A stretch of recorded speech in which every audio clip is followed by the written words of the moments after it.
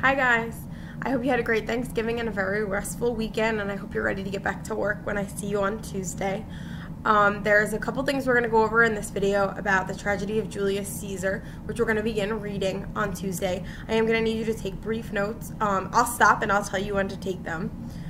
What we're going to talk about in this video is the plot, or the beginning of the plot of Julius Caesar. We're going to talk about some of the elements that Shakespeare uses in this tragedy that he uses in all of his plays, and we're going to talk about motif and conflict. And you're gonna need to take notes, and I'll tell you when to do that. So when we talked last week, we talked about how William Shakespeare's plays have lasted the test of time because they have a number of great qualities.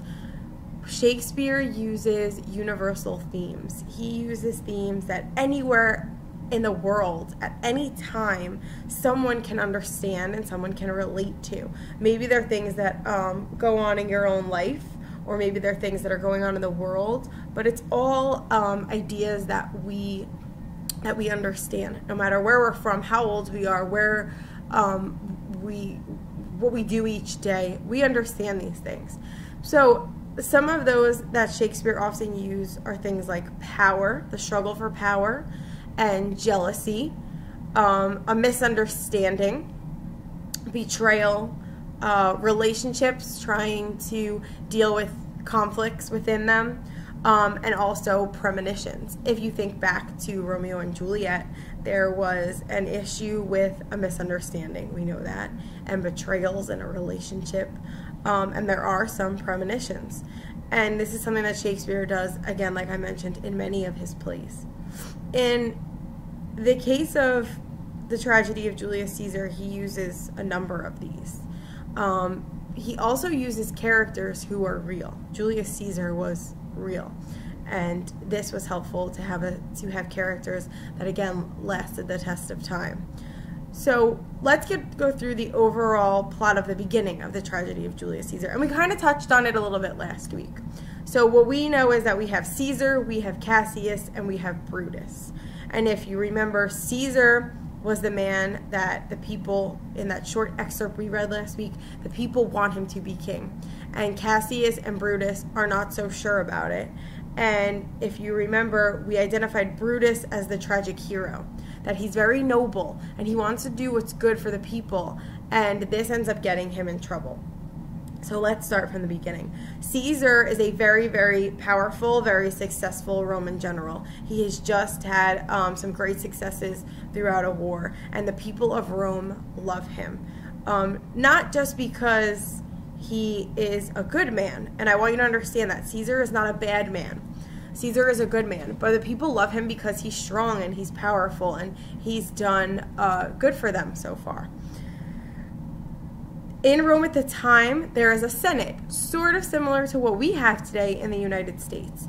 And there are a group of men that make up the Senate, and they realize that if Caesar becomes king or ruler or dictator, whatever you want to call him, like the people want, they are going to lose their power. They belong to a Senate, so they use a system of checks and balances and voting to make sure not just one person has all the power. But what we'll come to find as we read the story is that even though they're in the Senate and not one of them has the power, each of them, as a man of the Senate, has some power. It's very similar to our government today. Yes, the president has power and the senator has power, but they all have power over us. Keep that in mind. The people of the Senate don't necessarily, the men that make up the Senate don't necessarily like the people of Rome or respect the people of Rome, and they want to continue to have their power over the people of Rome. And so they fear Caesar taking all the power. And they are working their hardest to convince Brutus that this is a good idea. Now, Brutus is very close to Caesar. In fact, him and Caesar are almost best friends. They know everything about each other. Brutus knows that Caesar is very powerful, and Caesar knows that Brutus is very smart and he's a very good man. Brutus ends up being a sucker, and as we talked about last week, this is his tragic flaw. This is why he is a tragic hero. He ends up being convinced by the Senate and also a man named Cassius that Caesar must be stopped. And not just stopped, Caesar must be killed. Cassius is also someone who knows Caesar very well. And he is not necessarily fearful that he will lose his power as a man of the Senate. He resents Caesar. He does not like Caesar. He is jealous of Caesar, and this is why he just doesn't want him to be in power. He's not necessarily worried about his own power. He's worried about Caesar being king or ruler or dictator.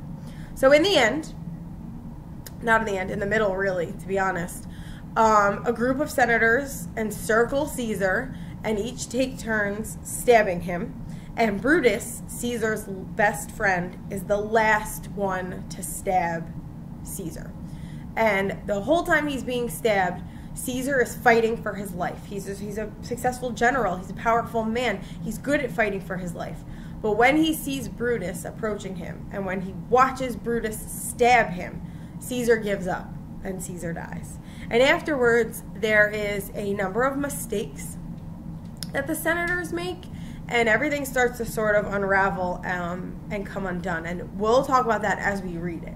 Now, as we read on Monday, there are two things we're going to look at. We're going to look at the conflict in the story. And just like To Build a Fire and just like Harrison Bergeron, we're going to get the information about the conflict and the plot through the behaviors and the dialogue of the characters. And as you can imagine, in a play, we're going to get most of the plot and the conflict. We're going to get most of the conflict from the characters. So I want you to get in your notes just these few couple of things. Caesar equals strong general to become ruler. Caesar equals strong general to become ruler. Go ahead and pause if you need to. Second, Brutus equals Caesar's best friend and tragic hero. And Cassius equals hateful and resentful of Caesar. All right? You can also put some notes in there about the Senate if you want, whatever you remember from what I explained. And we'll dive more into the conflict and those 4 sets of characters when we start to read. Here's the other notes I need you to get down that are very important. And that's a motif. M-O-T-I-F. A motif. A motif is often found in drama, and I'm going to give you the definition right now. Remember, you can pause whenever you need to get this down. A motif is an element of concept that appears throughout a play and helps develop the plot and theme.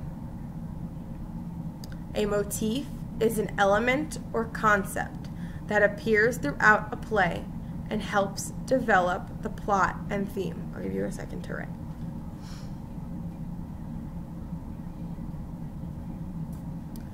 I'm going to tell you right away that in Julius Caesar, one of the motifs is foreshadowing and omens. And we'll talk more about that on Tuesday before we start reading. If you think about Romeo and Juliet. Hey, you want to say hi? Come here. Say hi to everybody. Say hi. Say hi. Good boy. Okay. If you think about Romeo and Juliet, one of the biggest motifs is miscommunication. Another motif is that these two star-crossed lovers, Romeo and Juliet as they're called, they keep saying they will die without the other one. That's a motif that they continuously say throughout. I will, die without Juliet, I die without Romeo, and in the end they do.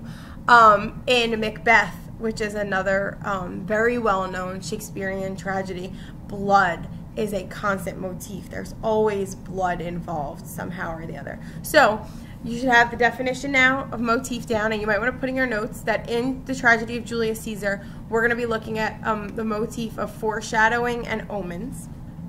All right? When you come in on Tuesday, I'm going to ask you to do a small do-now where you just think about sort of power and people's rule and how other people react to that. And I'm also going to have you think about Brutus and his tragic flaws and why he is a tragic hero. And then we'll start reading, all right? So I'll see you on Tuesday. Here's what I need you to do. if you've watched this video, which if you're at this point, you probably have, I need you to comment, not on YouTube, I need you to comment in Edmodo. Just saying like, I saw it, Mrs. Franco, or I was here, whatever you want, just so I know you watched this whole video and you comment.